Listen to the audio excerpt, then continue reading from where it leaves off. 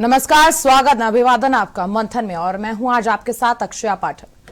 उत्तर प्रदेश में सियासी पारा अपने ताप पर है क्योंकि विधानसभा चुनाव में गिनती के कुछ महीने रह गए हैं। विधानसभा चुनाव से पहले सभी पार्टियों ने चुनाव प्रचार में पूरी ताकत झोंक दी है।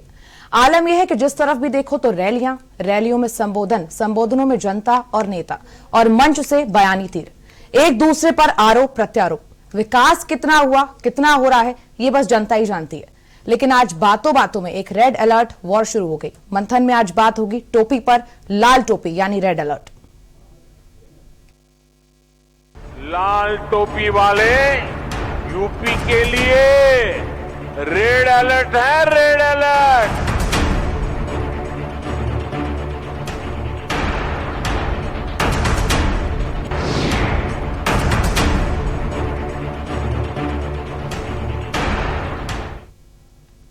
उत्तर प्रदेश के मुख्यमंत्री योगी आदित्यनाथ के गढ़ गोरखपुर में आज पीएम मोदी ने रैली की। पीएम मोदी ने गोरखपुर को करीब 10,000 करोड़ रुपए की विकास परियोजना का तोहफा दिया। यहां पर फर्टिलाइजर प्लांट, जिसकी पीएम मोदी ने 2016 में आधारशिला रखी थी, उसे आज शुरू किया। 30 साल से यह बंद पड़ी थी, लेकिन इसे फिर से पुराने रूप में लाया गया, जिसके बाद इसको बनाने में करीब 8,600 करोड़ रुपए की लागत लगी। खाद कारखाने को 1990 में एक हादसे के बाद बंद कर दिया गया था। एक बार यहां की मशीनें शांत हुई तो तरक्की से जुड़ी उनकी आवाज दोबारा सुनने को किसी सरकार ने दिलचस्पी नहीं दिखाई। लेकिन 1998 के बाद योगी आदित्यनाथ ने हर सत्र में खाद कारखाने को चलाने के लिए और नए प्लांट के लिए आवाज बुलंद की। खैर, जो भी था, नतीजा आपके सामने, यहां कारखाना शुरू हो गया। लेकिन आज एक ऐसी बात हुई है जो रेड अलर्ट के संदेश दे रही है। कल योगी जी ने आजमगढ़ से बयानी तीर चलाए थे और आज पीएम मोदी गोरखपुर पहुंचे और वहां के मंच से पीएम मोदी ने समाजवादी पार्टी और उसके राष्ट्रीय अध्यक्ष अखिलेश यादव पर बिना नाम लिए जमकर हमला बोला। पीएम मोदी ने साफ साफ कह दिया कि लाल टोपी वाले यूपी की जनता के लिए रेड अलर्ट हैं। सुनिए। पूरा यूपी भली भांति जानता है कि लाल टोपी वालों को लाल बत्ती से मतलब रहा है। उनको आपके दुख तकलीफ से कोई लेना देना नहीं है। ये लाल टोपी वालों को सत्ता चाहिए, घोटालों के लिए, अपनी तिजोरी भरने के लिए, अवैध कब्जों के लिए, माफियाओं को खुली छूट देने के लिए। लाल टोपी वालों को सरकार बनानी है आतंकवादियों पर मेहरबानी दिखाने के लिए, आतंकियों को जेल से छुड़ाने के लिए। और इसलिए याद रखिए, लाल टोपी वाले यूपी के लिए रेड अलर्ट है, रेड अलर्ट, यानी खतरे की घंटी है। लाल टोपी वालों को सिर्फ लाल बत्ती से मतलब है। लाल टोपी, लाल बत्ती, रेड अलर्ट। मोदी जी के शब्दों के चयन बड़े सटीक होते हैं। अपने शब्दों से किसको कहां चोट करनी है उनको बखूबी आता है और आना भी चाहिए। यही राजनीति है। राजनीति होती ही जुबान की है। इसके अलावा उन्होंने ये भी कहा है कि वो आतंकियों पर मेहरबान रहते हैं। वो यूपी में अपनी सरकार बनाकर आतंक फैलाना चाहते हैं, या यूं कह ले कि आतंकियों को संरक्षण देना चाहते हैं। खैर, लाल रंग अपने आप में एक खतरे का निशान है। अब ये खतरा किसको किससे, ये आप खुद ही समझ लेंगे। ये थी रेड अलर्ट पे मोदी जी की बात। इसके अलावा आज पीएम ने पिछली सरकारों पर निशाना साधते हुए कहा है कि 2017 से पहले की सरकारों ने गोरखपुर एम्स के लिए जमीन जो थी उसको देने में आनाकानी की।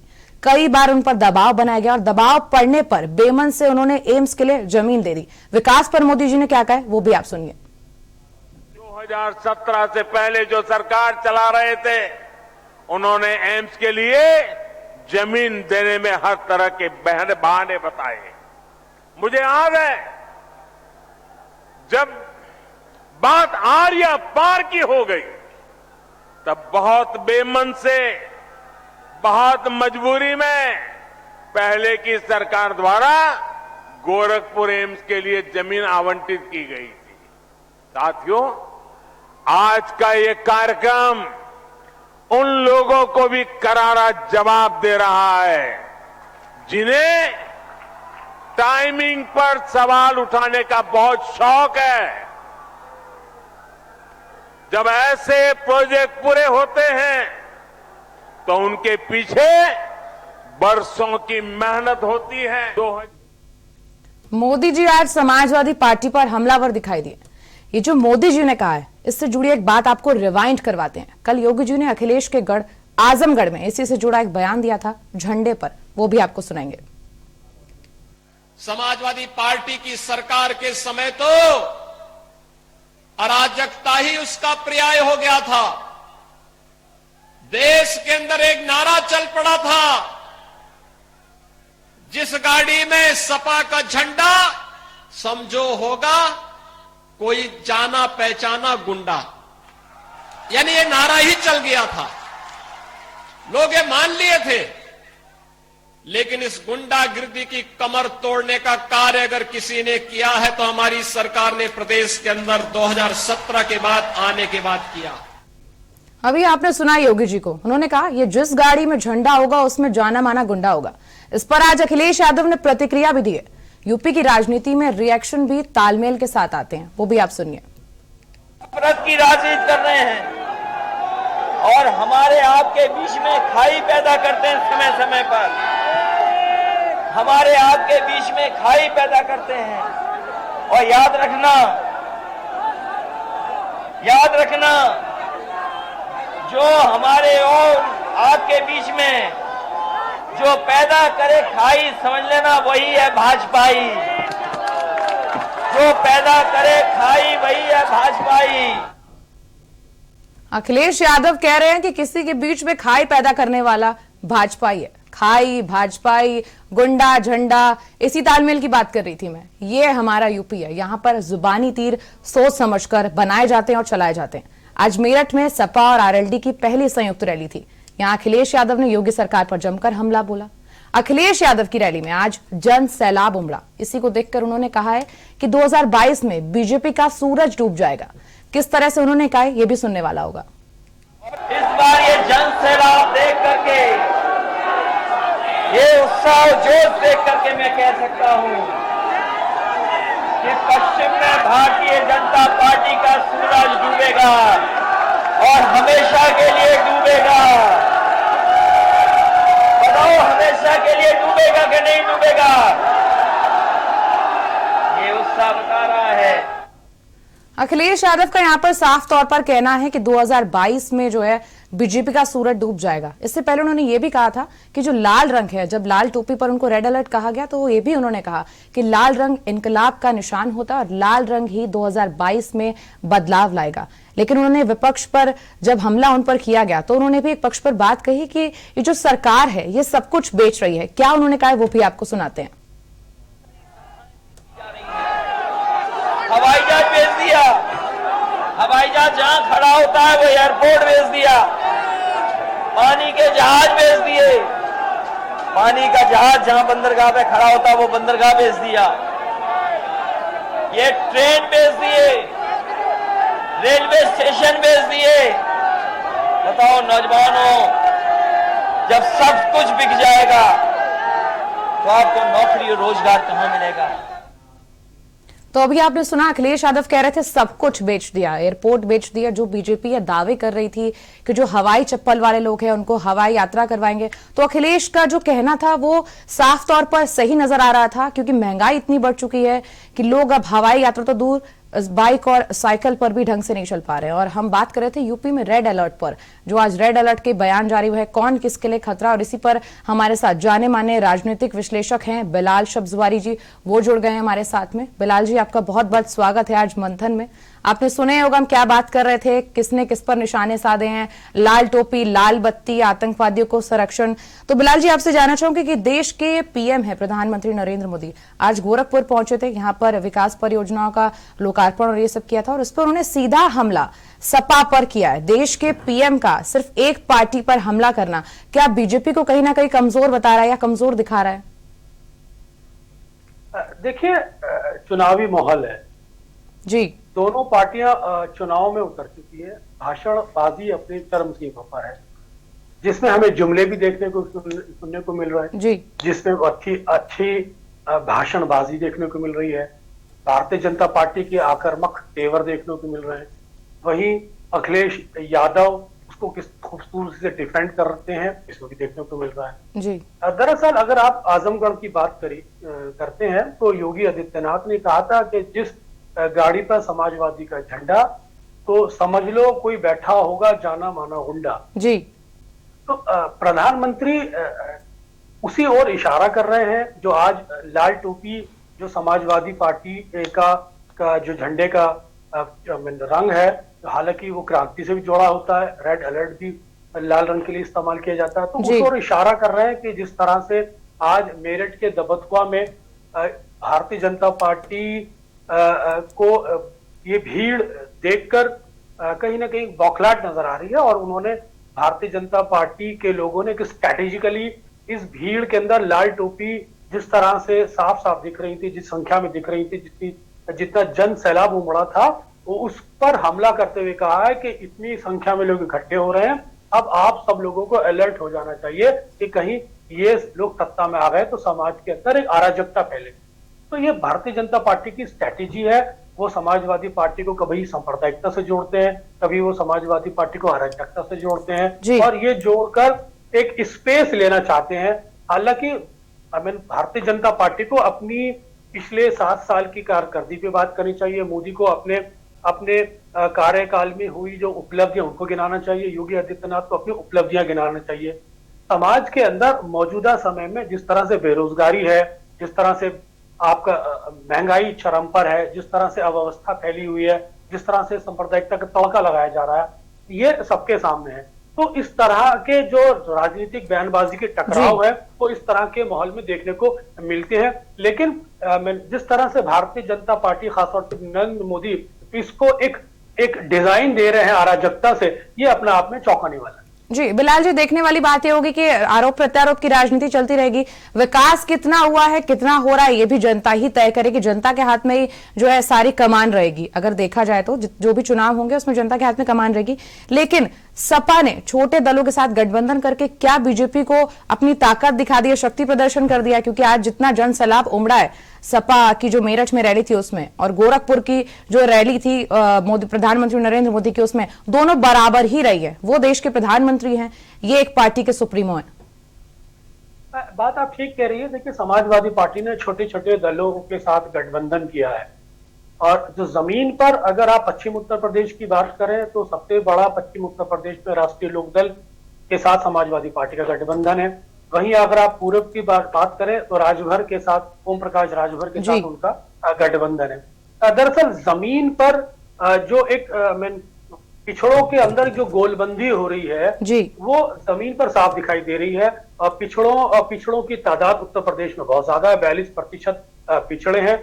और जो उत्तर प्रदेश के अंदर जिस तरह से एक एंटी इनकम्पेंसी का माहौल हावी है, जिस तरह से पिछड़ों को ये महसूस होता है कि शिक्षा भर्ती में उनके साथ ज्यादती की गई है, और बहुत सारी चीजें हैं जहां उनके साथ नाइंसाफी होती है, वो कैंडल मार्च लेके चलते हैं, तब उनपे लाठियांबाजी जाती है। एक मैसेजिंग करने की कोशिश कर रहे हैं कि पिछड़ों को इकट्ठा करके अखिलेश यादव एक कुनबा बड़ा करना चाहते हैं। दरअसल योगी आदित्यनाथ के चलते हुए जिस तरह से उत्तर प्रदेश के अंदर एक ठाकुरवाद छाया हुआ है, और जिस तरह से अगड़ों और पिछड़ों की लड़ाई जमीन पर नजर आ रही है, उसी उस लड़ाई को नरेंद्र मोदी या तो सांप्रदायिकता के तड़का लगाते नजर आते हैं, या फिर उसे अराजकता से जोड़ते नजर आते हैं।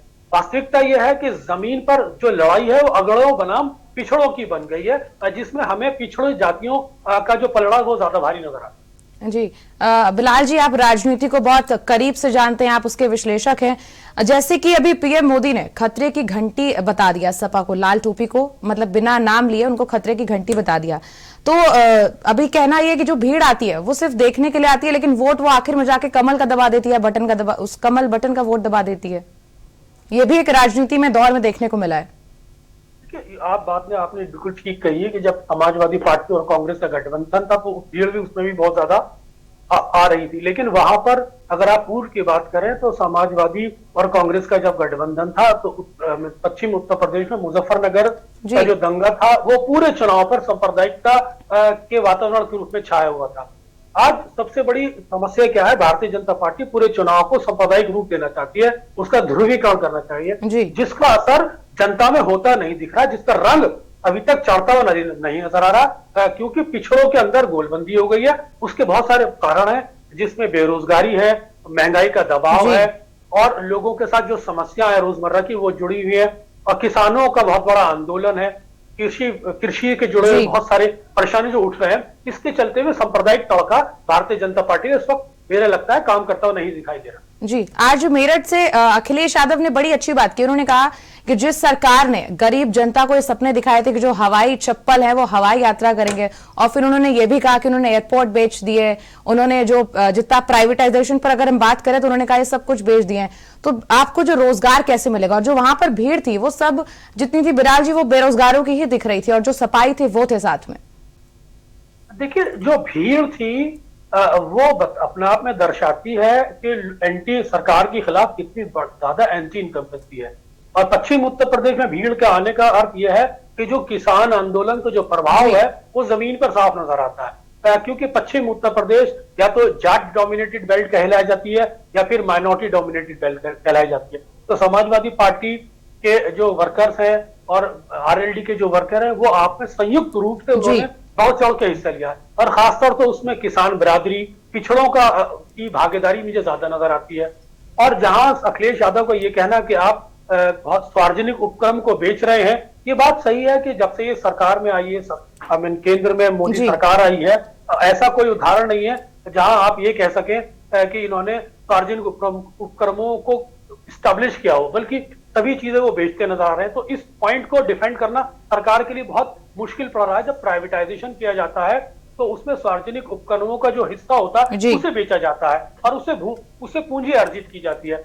पिछले काफी समय से आप देख रही हैं अर्थव्यवस्था की बहुत बुरी हालत है। अर्थव्यवस्था बहुत ही अपनी जर्जर अवस्था से गुजर रही है। देश के अंदर बेरोजगारी अपनी चरम सीमा पर है, और इसी के चलते महंगाई का दबाव एक गृहिणी पे साफ महसूस होता है। और ये सब चीजें मिलकर सरकार के खिलाफ एक एंटी इनकम्बेंसी का रूप धारण कर रही है, और यही एंटी इनकम्बेंसी सत्ता पक्ष के खिलाफ विपक्ष को आकर्षित कर रही है। जी बिलाल जी, एक और बात आपसे पूछना चाहूंगी कि प्रधानमंत्री नरेंद्र मोदी ने कहा है कि ये सत्ता में आना चाहते हैं इसलिए क्योंकि आतंकवादियों को संरक्षण देना चाहते हैं। इस पर आपकी क्या प्रतिक्रिया है? देखिए, भारतीय जनता पार्टी की शैली होती है, वो दूसरे लोगों को आतंकवाद से जोड़ती है, वो दूसरे लोगों को खालिस्तान से जोड़ती है, वो दूसरे लोगों को पाकिस्तान से जोड़ती है। ये समाजवादी पार्टी के साथ नहीं, अपने पिछले आपने समय में आपने किसान आंदोलन देखा होगा, उसको भी इन्होंने खालिस्तान से जोड़ा था।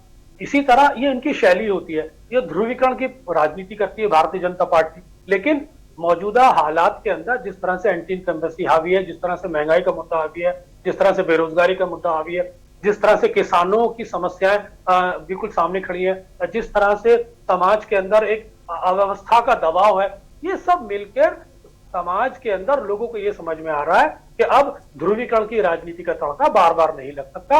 आपको मुद्दों पर राजनीति करनी पड़ेगी। अगर आपने कोई विकास के काम किए हैं उनको गिनाना होगा। और प्रधानमंत्री मोदी रोज नए नए घोषणाएं करते हैं। आपके पास पैसा है कहाँ इतना? अगर आपके पास पैसा होता तो आप पेट्रोल और डीजल के दाम इतने महंगे ना करते। आज आप लोगों की जेब से पैसा निकाल रहे हैं, तो ये साबित करता है कि अर्थव्यवस्था के बुरे हाल है। और इन बुरी अर्थव्यवस्था के अंदर जो आप सिर्फ घोषणाएं करेंगे तो घोषणाओं से तो लोग पहले से ही परेशान हैं। जी बिलाल जी, आप ये बात कर रहे हैं महंगाई की, तो आज ही गोरखपुर में 10,000 करोड़ की जो है योजनाओं का शिलान्यास लोकार्पण किया है, जिसमें जो 30 साल से बंद थी, जो कारखाना बंद था, खाद कारखाना, उसका भी आज उद्घाटन उन्होंने किया है। तो ये जो विकास की धारा बह रही है, उसमें ये सब जितनी ये घोषणाएं करते हैं, उन घोषणाओं में से ये भी एक है। देखिए, घोषणाएं तो प्रधानमंत्री नरेंद्र मोदी ने ये भी की थी कि हम 2 करोड़ रोजगार देंगे, किसानों की आय दुगनी कर देंगे, एमएसपी का 50% अधिक देंगे। क्या वो देख पाए? तो सवाल ये, उन्होंने ये भी कहा था कि हम हिंदुस्तान की इकोनॉमी को $5 ट्रिलियन की इकोनॉमी बना देंगे। तो ये सब क्या हो पाया? उन्होंने कहा था कि हम देश के अंदर स्मार्ट सिटी बना देंगे। ऐसा हो पाया? उन्होंने कहा बुलेट ट्रेन चला पाएंगे। क्या ऐसा हो पाया? देखिए, भाषण करना से, भाषण की बिरयानी खिला देना से पेट नहीं भरता है। मौजूदा समय में आपको मुद्दों को एड्रेस करना पड़ेगा, उस पर आपको संयमित होकर नीति बनानी पड़ेगी।